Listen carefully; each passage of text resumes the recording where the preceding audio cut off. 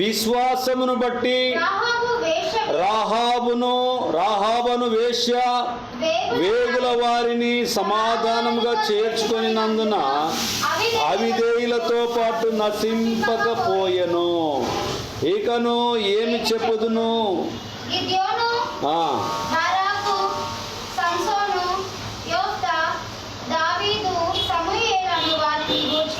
చూడండి ప్రియమైనటువంటి వాళ్ళారా, ఈ 11వ అధ్యాయంలో, హెబ్రీ గ్రంథంలో 11వ అధ్యాయంలో విశ్వాస వీరుల జాబితాము ఉంటూ ఉన్నది. అందులో ఈమె నంబర్ ఎంతో నంబర్ అని అంటే 12వ నంబర్లో రాహాబు జీవితాన్ని ముడిపెట్టబడి ఉన్నది. రాహాబు వేశ్యగా ఉన్నది. రాహాబును దేవుడు నీతిమంతురాలుగా తీర్చిదిద్దాడు.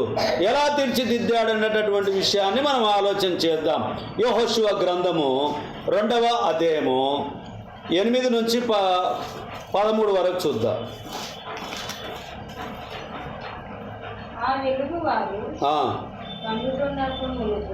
ఆ వేగుల వారు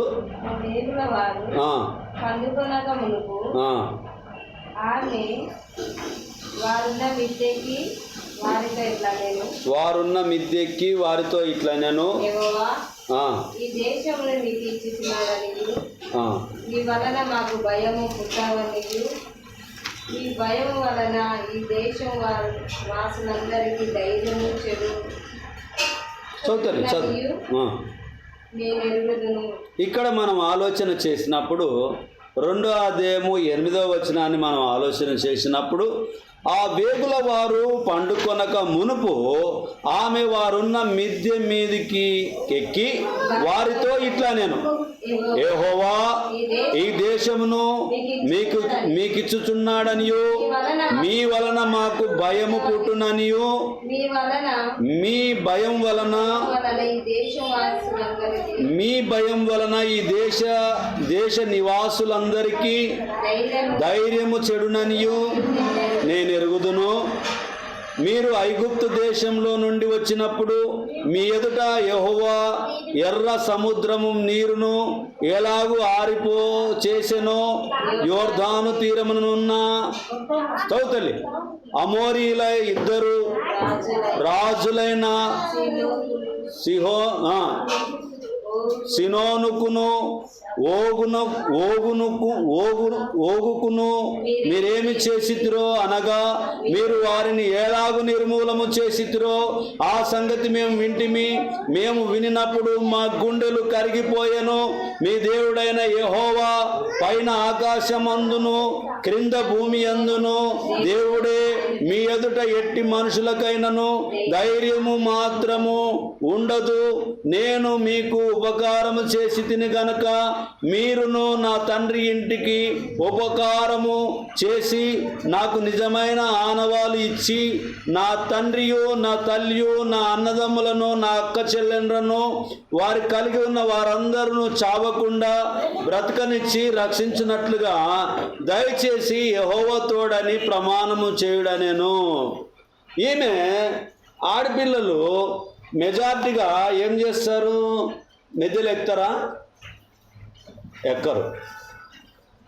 వాళ్ళకి మంచి సౌకర్యం ఉండాలి, మెట్లు ఉండాలి. అట్లా ఉన్నప్పుడే ఎక్కుతారు. ఆ కాలంలో ఉన్నటువంటి మిద్దెలు ఏ రకంగా ఉన్నాయో మనకు తెలియదు, కానీ ఆమె మిద్దె ఎక్కింది. అంతేకాకుండా ఆమె ఏం చేసిందని అంటే, దేవుడు పంపించినటువంటి వేగుల వారిని తన ఇంటిలో భద్రపరిచింది. భద్రపరిచిన మట్టుకే కాకుండా వారి దగ్గరికి వెళ్ళి, దేవుడు నిజమైన దేవుడు, ఆకాశం అందున్న దేవుడు, భూమి అందున్న దేవుడు ఒక్కడే అని చెప్పి భయపడ్డదాన్ని. యెహోవా దేవుడు ఒక్కడే అని చెప్పి భయపడ్డది ఆమె. భయపడి ఏమన్నదని అంటే, మీరు వచ్చిండ్రు ఈ దేశాన్ని నాశనం చేయడానికి వచ్చిండ్రు, దేవుడు మిమ్మల్ని పంపించిండు, నేను ఎరుగుదును. అయితే నేను మీకు ఉపచారం చేశాను, నా కుటుంబాన్ని మీరు జ్ఞాపకం చేసుకో, ప్రమాణం చేయండి. ఎప్పుడైనా మన కుటుంబాల కొరకు ఎప్పుడైనా మనం అలా అనుకుంటామా? ఎవరినన్నా అడుక్కుంటామా? చూడండి దేవుని బిడ్డలైనటువంటి వారిని ఎలా గుర్తుపట్టగలిగిందో ఆమె చూడండి, ఎంత గొప్పగా గుర్తుపట్టిందో చూడండి.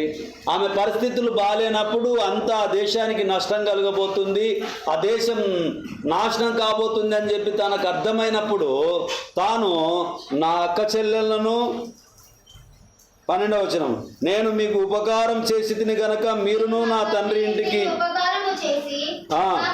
నాకు నిజమైన ఆనవాలు ఇచ్చి నా తండ్రియు నా తల్లియు నా అన్నదమ్ములను నా అక్క చెల్లెలను వారికి కలిగి ఉన్న వారందరూ చావకుండా బ్రతకనిచ్చి రక్షించినట్లుగా దయచేసి యెహోవా తోడని ప్రమాణం చేయడనెను. వాళ్ళతో ఏమంటుంది? ప్రమాణం చేయమంటుంది. తన తండ్రిని, తన తల్లిని, తన అన్నదమ్ములను, తన అక్క చెల్లెలను, తన వాళ్ళ కడుపులో పుట్టినటువంటి సంతానం అంతటిని కూడా కాపాడమని చెప్పి ప్రమాణం చేయమని సెలవిస్తుంది. 14వ వచనం, అందుకు ఆ మనుషులు ఆమెతో, నీవు మా సంగతి వెల్లడి చేయని ఎడల మీరు చావకుండానట్లు మీ ప్రాణములకు బదులుగా మా ప్రాణం ఇచ్చేదము. యెహోవా ఈ దేశమును మాకిచ్చినప్పుడు నిజముగా మేము నీకు ఉపకారము చేసేదమనిరి. ఆమె ఇల్లు పట్టణపు ప్రాకారం మీద నుండెను.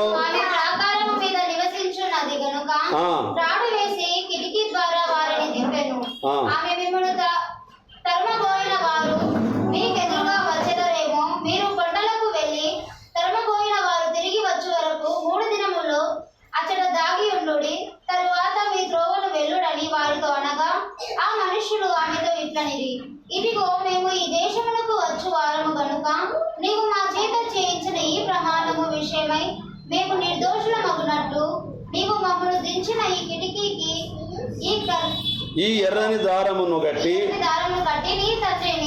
నీ తల్లిని నీ అన్నదమ్ములను నీ తండ్రి ఇంటి వారినందరినీ నీ ఇంట చేర్చుకొనుము. చూడండి ప్రియమైనటువంటి వాళ్ళారా, ఏం చేసింది? మిద్దె ఎక్కింది, వారితో మాట్లాడింది, ప్రమాణం చేయించుకున్నది తన కుటుంబం కొరకు. చేయించుకొని తర్వాత ఏం చేసింది అని అంటే 2 ఆప్షన్లు ఉన్నాయి ఆమెకు. ఒకటి, ఆ దేశంలో వాళ్ళు వెతుకుతూ ఉన్నారు వేగుల వారిని, పట్టించాలి వాళ్ళని చంపేస్తాం మేము అని చెప్పి వెతుకుతూ ఉన్నారు. వెతుకుతూ ఉన్నటువంటి సందర్భంలో ఈమె తన మేడగది మీద దాచిపెట్టిందే కాకుండా వారు వెతుకుతున్నారనేటటువంటి ఉద్దేశం తెలుసుకొని సమాచారం అందించి సత్కార్యం అని అంటే అతిథి సత్కారం చేసింది. వాళ్ళకు బస చేయడానికి, ఉండడానికి, తినడానికి అన్ని ఏర్పాట్లు చేసింది ఆమె. చేసిన తర్వాత మళ్ళీ తాడుతో కిందికి దింపి, ఆ కిటికీలకు వెళ్ళి తాడుతో కిందికి దింపి, మీరు 3 రోజులు పలానా దగ్గర మీరు ఉండండి, ఆ తర్వాత మీరు వెళ్ళండి అని చెప్పి సెలవిచ్చింది. అయితే వాళ్ళు ఏం చేసినారు? వెళ్ళేటప్పుడు ఒక ఎర్రని దారం కిటికీకి కట్టి వెళ్ళిపోయారు. అంటే అక్కడికి వెళ్ళిన తర్వాత వాళ్ళు మళ్ళీ వచ్చినప్పుడు ఏ ఇంటికైతే ఎర్రని దారం ఉందో ఆ ఇంటిని నాశనం చేయకూడదు అని చెప్పి వాళ్ళు ఒక నిర్ణయాన్ని తీసుకున్నారు. అంటే ఒక్క పర్సన్ చేసినటువంటి పనికి కుటుంబమల్లా మేలు జరిగింది, కుటుంబానికంతా మేలు జరిగింది. మరి మనం చేసేటటువంటి పనుల వల్ల మన కుటుంబాలకు ఏమైనా మేలు జరుగుతున్నాయా? ఏముంది పాపా, నీవెక్కడున్నా నేనెక్కడున్నా, తుమ్కోనికి మైకోనికి అన్నట్లు ఉన్నామా? నేను బాగుంటే చాలు, మై అచ్చవం అంతా బస్ అని అంటామా? ఏంది ఇంతకు మన జీవితం? రాహాబు ఆమె వేశ్య, పాపం చేసింది, వ్యభిచారం చేసింది. అయినప్పటికీ కూడా ఆమె గుణం ఎట్లా ఉందని అంటే దేవుణ్ణి గుర్తుపట్టగలిగేది, దేవునికి భయపడింది. కాబట్టి ఆమె నీతిమంతురాలుగా తీర్చబడింది. అంతటితో కాకుండా ఆమె వేశ్య అయినప్పటికీ తన కుటుంబం కొరకు ప్రాధేయపడ్డది, ప్రమాణం చేయించుకున్నది. నా తండ్రిని, నా తల్లిని, నా అన్నదమ్ములను, నా అక్క చెల్లెళ్ళను అందరినీ మీరు కాపాడాలి, నాశనం చేయకూడదని ప్రమాణం చేసుకున్నారు. ఎంత గొప్ప విషయం చూడండి ప్రియులారా. మళ్ళీ 6వ అధ్యాయానికి వెళ్దాం. యెహోషువ గ్రంథం 6వ అధ్యాయం 17వ వచనానికి వెళ్దాం. ఈ పట్టణమును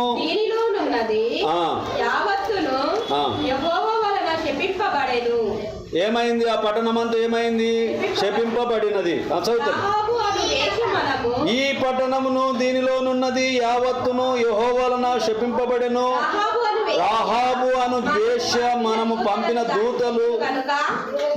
పంపిన దూతలను దాచిపెట్టెను గనక ఆమెయు ఆ ఇంటనున్న వారందరూ మాత్రమే ఎవరెవరు బ్రతుకుతారంటమ్మా? ఆమెయు ఆమె ఇంట్లో ఉన్నటువంటి వారందరూ బ్రతుకుతురు. వేరే వాళ్ళు బ్రతకడానికి వీలు లేదు. బ్రతుకుట నీ కోసమే మరణమైతే నాకిక మేలు. బ్రతుకుట నీ కోసమే మరణమైతే నాకిక మేలు. సిలువ వేయబడినానయ్యా,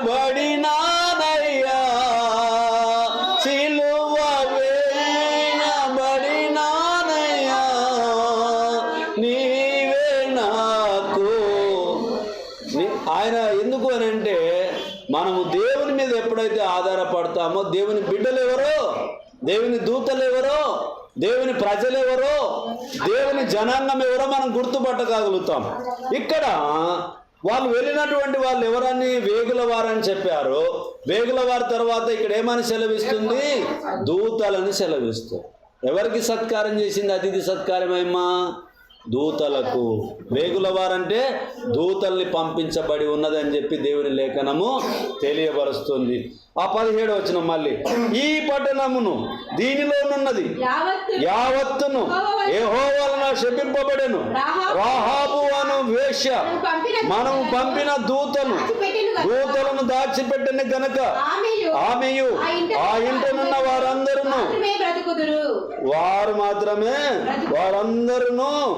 మాత్రమే బ్రతుకుదురు. శపింపబడిన దానిలో కొంచెమైనను మీరు తీసుకొని ఎడల మీరు శాపగ్రస్తులు.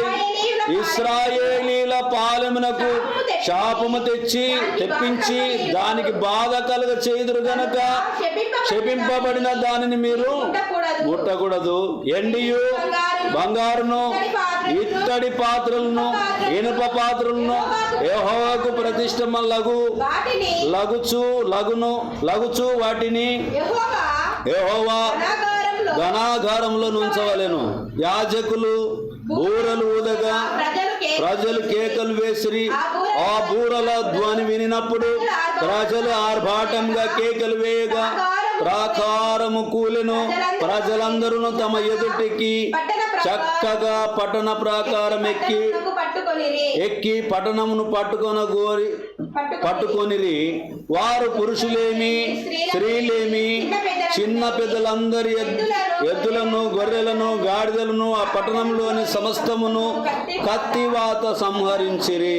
అయితే యెహోషువ ఆ వేశ్య ఇంటికి వెళ్ళి మీరు ఆమెతో ప్రమాణం చేసినట్లు ఆమెకు కలిగిన వారినందరినీ అక్కడ నుండి తోడుకొని రండని దేశమును వేగు చూచిన ఇద్దరు మనుషులతో చెప్పగా వేగుల వారైన ఆ మనుషులు పోయి రాహాబను ఆమె తండ్రిని ఆమె తల్లిని ఆమె సహోదరులను ఆమెకు కలిగిన వారినందరినీ వెలుపలకు తోడుకొని వచ్చిరి. ఆమె ఇంటి వారినందరినీ వారు వెలుపలకు తోడుకొని ఇశ్రాయేలీల పాలెముల వెలుపట వారిని నివసింప చేసిరి. అప్పుడు వారు ఆ పట్టణమును దానిలోని సమస్తమును అగ్ని చేత కాల్చివేసిరి. ఏం పని చేసింది ఈమె? చిన్న పనే. రోజు వంట చేస్తారు అమ్మోళ్ళు, అక్కోళ్ళు, చెల్లెళ్ళు. రోజు భర్తలకు కుటుంబానికి భోజనాన్ని పెడతారు. అలాగునే ఈ తల్లి వచ్చిన ఇద్దరికి ఆతిథ్యం ఇచ్చింది, ఇంటిలో బస చేయడానికి ఇచ్చింది, వారు వెళ్ళిపోవడానికి సహకరించింది, తాడుతో దింపించింది, ప్రమాణం చేయించుకొని దింపింది. కింది ప్రమాణం చేయించుకొని దింపింది. మరి ఆమె కుటుంబాన్ని రక్షింపబడడానికి ఆమె ఏమైంది? కారకురాలు అయ్యింది. అంతేకాకుండా ఆమె నీతిమంతురాలుగా తీర్చబడి ఉన్నది. ఆమె ఏమైందమ్మా? నీతిమంతురాలుగా తీర్చబడింది. దయచేసి ప్రియమైనటువంటి సహోదరులారా, ఎవరైతే ఈ లోకంలో కూడా వేశ్యగా ఉన్నటువంటి వారు, వ్యభిచారం చేస్తున్నటువంటి స్త్రీ కానీ పురుషుడు కానీ వాళ్ళని చూసి మనం తక్కువగా అంచనా వేయడానికి వీలు లేదు. వాళ్ళలో కూడా దేవుణ్ణి ప్రేమించే గొప్ప మనసు ఉండవచ్చు. అది కొద్దిగా ఉండొచ్చు, ఎక్కువగా ఉండొచ్చు. దేవుని చిత్తం అది. వారిని దేవుడు రక్షించడానికి ఆయన సమర్థుడై ఉంటూ ఉన్నాడు. మనము ఇతరులను ఏలెత్తి చూపించడానికన్నా ముందు ఈ 4 ఏళ్ళు ఈ 3 ఏళ్ళు మనకు చూపిస్తున్నవి అని మనం జాగ్రత్త పడాలి. మనము కూడా మన కుటుంబాల కొరకు మన ప్రార్థనలో ఏం చేయాలి అంటే మన కుటుంబాన్ని జ్ఞాపకం చేసుకునే వారిగా ఉండాలి. నాయనా, రాహాబు వేశ్య అయినప్పటికీ తన కుటుంబాన్ని కాపాడుకోవడానికి తన ప్రయాసం చేసింది. మరి నేను మంచిదాన్ని అయినప్పటికీ నా కుటుంబాన్ని నువ్వు రక్షించు నాయనా అని చెప్పి ప్రార్థన చేసే తల్లిగా, చెల్లిగా, అక్కగా, భార్యగా, భర్తగా, కుటుంబంగా మనము ఉండాలి. మరి రాహాబు జీవితంలో ఎంత గొప్ప విషయాలను మనకున్నావో చూడండి. యాకోబు గ్రంథము 2వ అధ్యాయము 25వ వచనాన్ని చూద్దాం. అటువలనే రాహాబను వేశ్య కూడా ఎవరిని చేర్చుకున్నది? దూతలు అని అంటే ఆ వేగుల వారు. వేరొక మార్గమున వారిని వెలుపలికి పంపివేసినప్పుడు క్రియల మూలముగా నీతిమంతురాలని ఎంచబడెను కదా. ఏం చేసింది ఈమె? క్రియల మూలంగా నీతిమంతురాలుగా ఎంచబడింది. మనం చేసే క్రియలు కూడా ఎప్పుడు నిష్ప్రయోజనము కావు. అయితేవే కావు. దేవునికి మనము దేవుని పరిచర్య కొరకు, మంచితనం కొరకు, దేవుని ప్రేమించి చేసే ప్రతి పనికి దేవుడు తప్పకుండా మనకు ప్రతిఫలాన్ని ఇస్తాడు. అయితే మనం ఇప్పుడే కావాలని కొంతమంది అనుకుంటాం, కానీ దేవుడు ఇచ్చే సమయంలో ఇస్తాడు.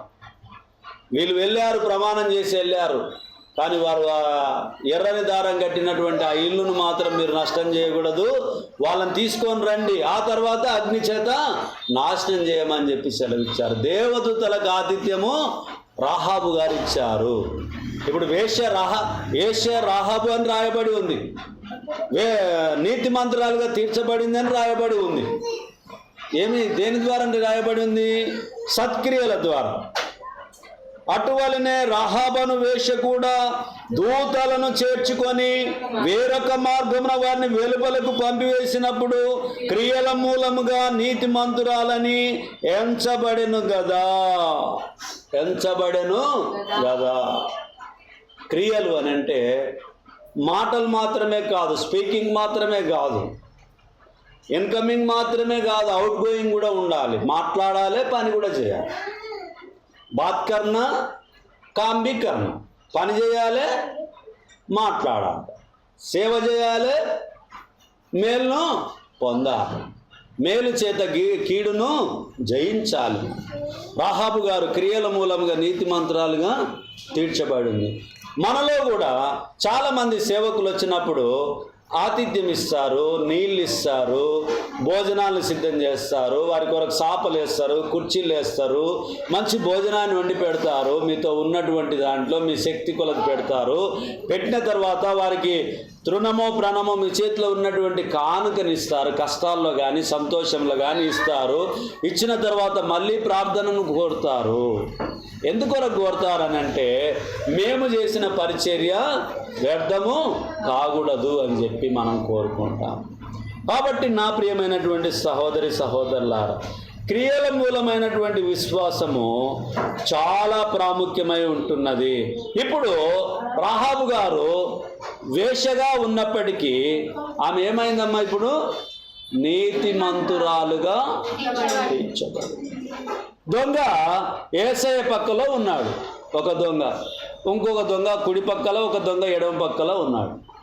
మరి ఒక దొంగ, ప్రభువా మేము చేసిన పొరపాటుకైతే మాకు ఈ నేరం సరిపోయింది, మీరు పరిశుద్ధులు కనుక మీకు అది తగదు అని చెప్పి, ప్రభువా మీ రాజ్యంలో నన్ను జ్ఞాపకం చేసుకో అన్నాడు. యేసయ్య వెంటనే ఏమన్నాడు? నాతో కూడా పరదేశుల్లో ఉండు అన్నాడు. అంతే. దేవుని దగ్గర సింపుల్ లాజిక్. నేను పాపిని, ఆయన నన్ను క్షమించంటే క్షమించడానికి ఆయన సిద్ధంగా ఉంది. రాహాబ్ అనేటటువంటి వేగుల వారు ఈ దేశాన్ని నాశనం చేయడానికి వచ్చారని చెప్పి గ్రహించింది. ఆమె ఆత్మీయమైన జ్ఞానంతో గ్రహించింది. కాబట్టి తన కుటుంబాన్ని రక్షించుకోవడానికి 100% తన ప్రయత్నం చేసింది, ప్రమాణము చేయించుకున్నది. మరి ఆ కుటుంబం రక్షింపబడిందా, రక్షింపబడలేదా? రక్షింపబడింది. ఎవరి వలన రక్షింపబడ్డది? ఆమె చేసిన సత్క్రియల వలన దేవుడు ఆ కార్యాన్ని జరిగించి ఉన్నాడు. ఒకవేళ అందరితో పాటు ఆమె కూడా అట్లే ఉన్నది అనుకోండి, రాహాబ్ అనేటటువంటి చరిత్ర మన జీవితంలోకి వచ్చేది కాదు. కాబట్టి బైబిల్ గ్రంథంలో ఉన్నటువంటి మాటల్ని, ఆ యొక్క వాక్య భాగాల్ని మనం ఏం చేయాలంటే బుద్ధి కలుగుటకు మనం ఏం చేయాలి? వాటిని చదివి సద్వినియోగము చేసుకోవాలి. ఆదికాండము 42వ అధ్యాయం 9వ వచనం.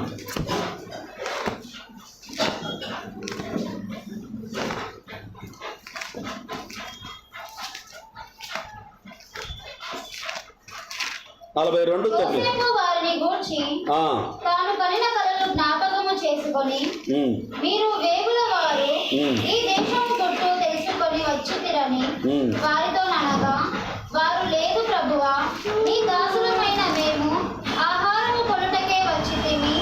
మేమందరము ఒక మనుషుని కుమారులము.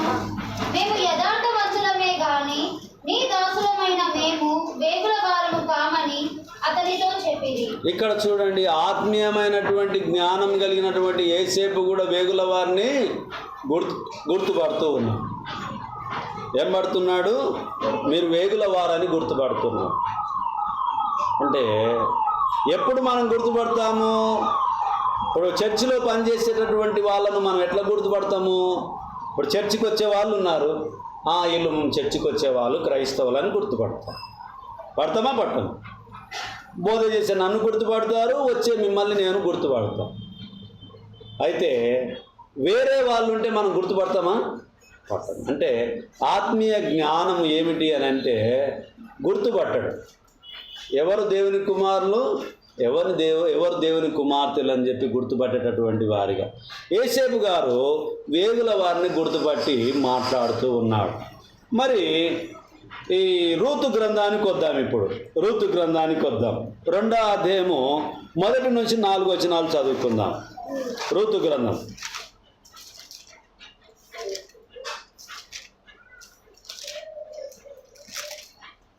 దొరికిన వాళ్ళు చదవండి దయచేసి.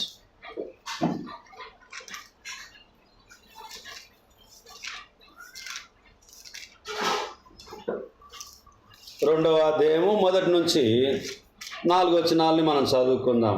నయోమి పెనిమిటికి బంధువుడు ఒకడు ఉండెను. అతడు చాలా ఆస్తిపరుడు. అతడు ఎలిమెలేకు వంశపు వాడై ఉండెను. అతని పేరు బోయాజు. ఏం పేరు అమ్మయ్య? అన్న పేరు బోయాజు. 4వ వచనం. బోయాజు బెత్లెహేము నుండి వచ్చి, యెహోవా మీకు తోడై ఉండును గాకని చేను కోయి వారితో చెప్పగా, వారు యెహోవా నిన్ను ఆశీర్వదించునుగా కానిరి. ఎవరి బోయేజు? 4వ అధ్యాయం 13వ వచనం. 4వ అధ్యాయం 13వ వచనం. కాబట్టి బోయాజు రూతును పెళ్లి చేసుకొని ఆమె యుద్ధకు పోయినప్పుడు యెహోవా ఆమె గర్భవతి అగునట్లు అనుగ్రహించను గనుక ఆమె ఎవరు కన్నారు? ఎవరమ్మ కన్నది? ఇప్పుడు రూతు. సమీప బంధువు విమోచకుని బోయాజు పిలుచుట, కానీ రూతును విడిపించుటకు అసమ్మతిని తెలియజేయుట, బోయాజు రూతును వివాహం చేసుకునుట, ఆమె ఓబేదును కనుట. ఎవరిని కన్నదమ్మా? ఓబేదును కన్నది. రూతు భర్త చనిపోయాడా లేదా? చనిపోయాడు. చనిపోతే ఇద్దరున్నారు కోడళ్ళు. ఇద్దరు కోడళ్ళ నుండి ఏం చేసిండ్రు? ఒక ఆమె అత్తకు ముద్దిచ్చి వెళ్ళిపోయింది. అత్తకు ముద్దిచ్చి నా బాట నేను చూసుకుంటామా అని వెళ్ళిపోయింది. కానీ రూతు మాత్రం ఏమన్నది అని అంటే, నీ దగ్గరనే ఉంటా అత్తమ్మ అన్నది. ఏమన్నది? నీ దగ్గరనే ఉంటా అంటే అత్త ఏం చేసింది? అత్త స్థానం మర్చిపోయి తల్లిలాగా మారిపోయింది. ఆయన నా బిడ్డ ఒంటరిగా ఉండకూడదు, మరొక పెళ్లి చేయాలని చెప్పి తలంచి తన సమీప బంధువు అయినటువంటి బోయజ్ గారి దగ్గరికి తీసుకొని వెళ్ళింది. వెళితే ఆ కోత కోసుకునేటప్పుడు ఆ పనులు ఏరుకుంటూ ఉన్నారు. నయోమి గారు అలాగునే రూతు గారు ఇద్దరు ఏరుకుంటూ ఉన్నారు. ఏరుతుంటే బోయజ్ గారు చెప్పారు పనివారికి, మీరు ఆ పనులు ఏరకండి, వాళ్ళు ఏరుకుంటున్నారు, కొద్దిగా వదిలిపెట్టండి అని చెప్పి దయదలిచి ఆ తర్వాత ఆమెను బోయజ్ గారు పెళ్లి చేసుకున్నారు. పెళ్లి చేసుకున్న తర్వాత ఆమె గర్భాన ఓబేదును కన్నది. ఎందుకు ఈ మాటలు రాహాబు గురించి పరిపూర్ణమైనటువంటి వివరణ మనం ఎందుకు తీసుకుంటున్నాము అనేటటువంటి విషయాన్ని ఇప్పుడు ఆలోచన చేద్దాం. మత్తయి సువార్త 1వ అధ్యాయము 1 నుంచి 6వ వచనం వరకు చదువుకున్నాం. అబ్రహాము కుమారుడకు దావీదు కుమారుడైన యేసు వంశావళి. అబ్రహాము ఇస్సాకును కనెను, ఇస్సాకు యాకోబును కనెను, యాకోబు యూదాను అతని అన్నదమ్ములను కనెను. యూదా తామారునందు పెరెసును జెరహును కనెను. పెరెసు ఎస్రోమును కనెను. ఎస్రోము ఆరామును కనెను. ఆరాము అమ్మీనాదబును కనెను. అమ్మీనాదబు నయస్సోమును కనెను. నయస్సోము షల్మానును కనెను. షల్మాను